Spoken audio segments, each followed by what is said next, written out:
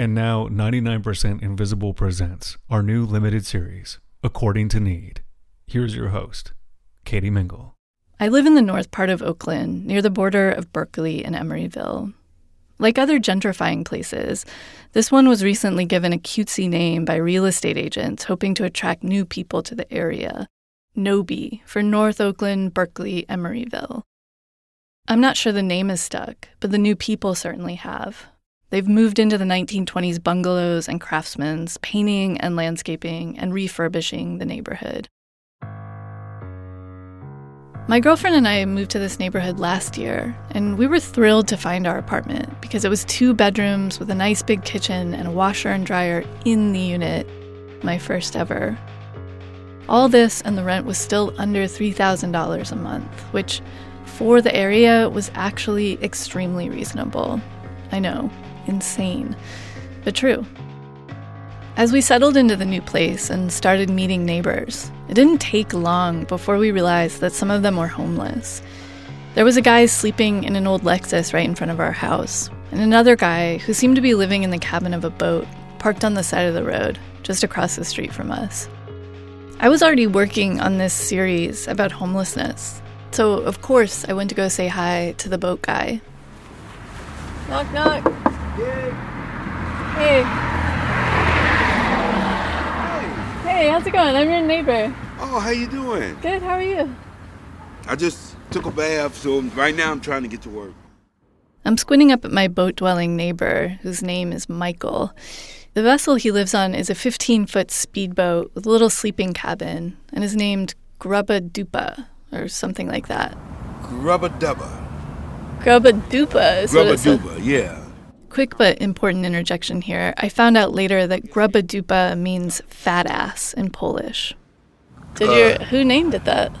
Yeah, my nephew. He just wanted a name out in the water. They'd be on the CB. Grubba Dupa coming through.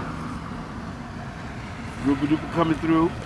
Michael is wearing jeans and an orange fluorescent vest and holding a hard hat. I find out later he's an electrician on a construction crew for a new high-rise in San Francisco. So I live right over there, and I'm also a journalist. And Oh, really? I've been doing a bunch of reporting on people who are living in like RVs and cars, and I haven't talked to anyone that's living in a boat. It's very fascinating. What I most want to know about Michael is where he's from, like where he lived before he was homeless. There's this persistent myth about homelessness, maybe especially persistent in California, that the homeless people here aren't really from here. Some people suggest that maybe folks came here from other areas to take advantage of better social services or better weather. But the data doesn't support this. The last big survey done in Oakland found 78% of homeless respondents in the city of Oakland reported living in this county, Alameda County, at the time they became homeless. And most of the rest of the respondents just came from some other county in California. I suspect Michael is from Oakland, maybe even from this neighborhood. My mother, may you rest in peace, Mom. We used to stay right there. Wait, where? You're in that house right there? I'm in the, beige, tall one. Yeah, that tall one? Yeah. We used to stay there. You used to stay where I live? Yes. Me and my mother and my younger brother. In case you didn't catch that with the traffic noise, Michael is not only from this neighborhood, he used to live in my house. He tells me later he hasn't lived in that house for many years, since the 1990s. And then he moved right next door, lived there for a bunch of years. And then he left the neighborhood for a while, struggled with addiction, got clean. And finally, he ended up back here, on the block he most considers home, and where he still has friends from the old days.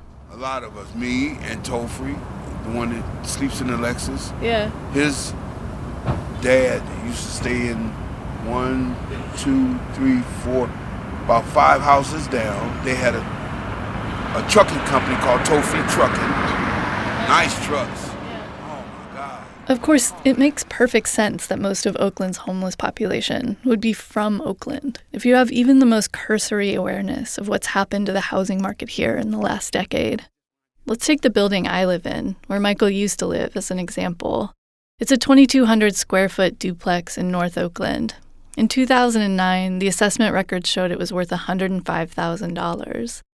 Last year, it was assessed at $1 million and would probably sell for quite a bit more than that.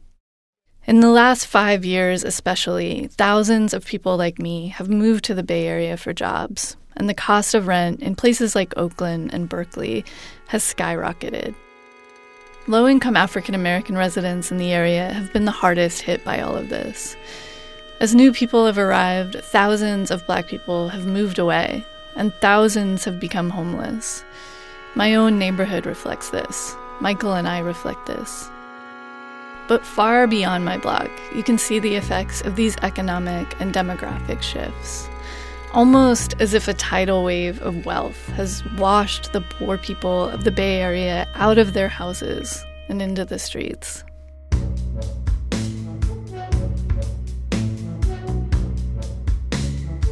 Like a lot of people, I probably looked past all of this for a while. But eventually, just the sheer scale of it in my city became so startling that I started wanting to understand it and report on it. I didn't know what the story I wanted to tell was for a while, and it took me a bit to figure it out, because there's this whole huge world you have to try to understand first. And to start this series, I want to take you on a little tour of this world so that you can get a sense of it. The most visible way that homeless people live in the Bay Area is the tent encampment. Most of these encampments are easily seen from the road. In fact, they're practically in the road. Tents and tarps and belongings spilling off of sidewalks and into streets.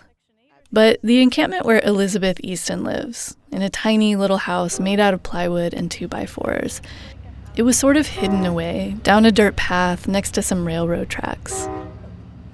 Elizabeth told me she's always liked the idea of living in a tiny house. That's all I used to watch. What do you mean watch? Tiny House. Is there on TV, yes. More than one. Tiny House Living, Tiny House Nation. She'd like to have a tiny house on some land that she's actually allowed to live on. But that's not what she has right now. Come on. Are you gonna show me? Elizabeth's house is dark and windowless. There's a futon that takes up most of the space, and then piles of tools and clothes. And then what's in that room? That's where I have my little toilet over there. Elizabeth's bathroom is maybe 2.5 square feet, with a dirt floor and one of those medical-looking toilet chairs with a bucket underneath. Every few days, she empties the bucket and burns the waste. She also has a small front yard with a fence made out of pallets, where her 2 dogs can lounge in the sun. It's a far cry from the places you see on Tiny House Nation, but it's still home. I know one thing, I'm not homeless. I'll put it that way. You They can say what they want to say, but I'm not homeless. I have a home. Elizabeth preferred to think of herself not as homeless, but as homesteading. Homesteading is what she felt like she had done. Found a little piece of land and claimed it as her own, built her own tiny house. But in her most powerless moments, she would talk about herself as homeless. Homesteading was a good day. Homeless was the day the police came and told her she couldn't be where she was anymore, which had happened before and would happen again.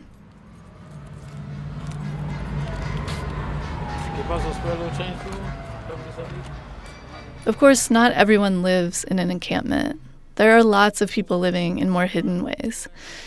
A few miles from Elizabeth, in what people sometimes call deep East Oakland, I met Reggie. Go right here. See where them cars is at? Come on, let's slide. He sometimes sleeps in a broken-down minivan that's parked behind a house with a pit bull on a chain. But he can only sleep in the van when he can scrounge up $10. That's how much he has to pay to the owner of the van per night. He gets the money by panhandling. Could you just say where we are for the recorder? Oh, we at the McDonald's. Everyone who lives in Oakland has been asked for money at some point by a panhandler. And there's long been an idea that giving cash to people on the street is the wrong way to support them. But I will say, after my 2 years in the field, I basically think that's garbage. Some people buy drugs, sure. But even the ones who do are also buying food or water or, like Reggie, renting themselves a place to sleep at night. Like anyone else, they have a budget. Reggie has strong feelings about the do's and don'ts of asking people for money, which he was kind enough to guide me through. You see, some people don't do it right. Like, come on, let me show you something. Certain places that you shouldn't stand. His first piece of advice: don't stand between the window where the people pay and the window where they get their food. This is bad etiquette. This is hella ghetto. This is ghetto. Oh. All right. Okay. From this spot, you can see what change people get before they even have a chance to put it back in their wallet. That ain't cool. That is not cool. I think that's like too aggressive. Yeah, that's aggressive panhandling. Yeah. Also, don't bother people with kids, at least not in this part of Oakland, where everybody, even people with houses, are struggling. You're taking away from the kids' smile. I don't like to do that, And finally, don't be too hurt when people say no. That's one Reggie had to learn over time. But I'm just glad it don't hurt like how it used to. It's hard not to get hurt when the stakes are this high. If Reggie can't panhandle the $10 for the minivan, he won't have anywhere to sleep tonight, and he'll end up just wandering the streets. Reggie told me he wanted to find a stable place to live with his high school-age daughter, who is also homeless and stays with a friend. But most of the time, he's so busy trying to survive that he just can't chart a path out of this life. It's hard to get out of when you're homeless. You don't know what your life is going to be the next 2 hours. It just like swallows you up. And do you feel like there's a way for you to break above that cycle? I can't even answer that right now. Yeah. And all I know, I'm just, as my baby said, day by day, Dad.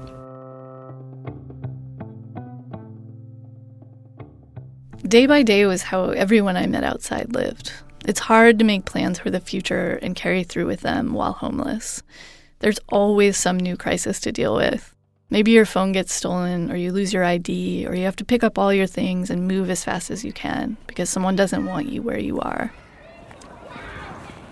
So if you turn your car all the way off, it just starts honking? Yeah, look.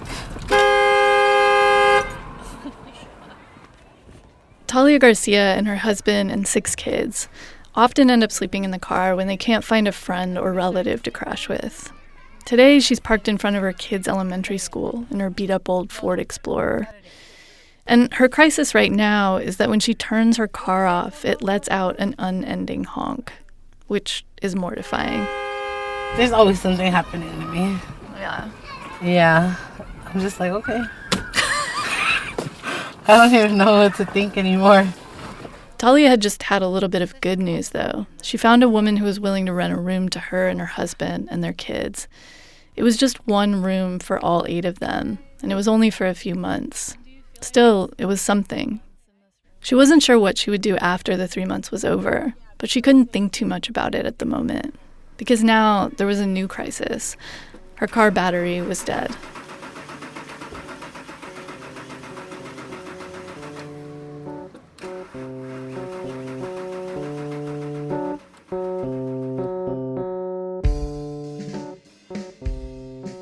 Like Michael and Elizabeth and Reggie and everyone I got to know over the last 2 years, Talia wanted permanent, stable housing. She just couldn't figure out how to get it. For a lot of homeless people, the high cost of rent, coupled with the other barriers like deposit and good credit, rule out being able to get housing on their own without some kind of subsidy. There's Section 8, now officially called Housing Choice, which is a voucher program for low-income folks, but the wait lists are all currently closed in the Bay Area. Besides Section 8, there's the occasional low-income housing development that opens up. But the last one I heard about in Oakland had 28 units, and they got 4,000 applications. And so what's left in terms of help? Basically, what's left is the homeless service system. It might surprise some of you to know that we even have a system in place to help homeless people get inside. But we do. And after exploring a lot of different corners of the world of homelessness and talking to hundreds of people, This system is what I decided this series should be about. Because this is it. Like, this is the system we have right now to solve homelessness, which is a huge issue in this country. We already have hundreds of thousands of people dealing with homelessness nationwide, and we may soon see a dramatic increase due to COVID-related job losses and evictions. And so how this system works is a question with huge stakes. And yet, it's the part of this world that I honestly had to work the hardest to understand. It's confusing and opaque. Some might say Kafkaesque, and they wouldn't be wrong. Everyone I met had interacted with this system. Some, like Reggie, had given up on it. This is designed to keep a motherfucker down, man. This is not designed for nobody to come up.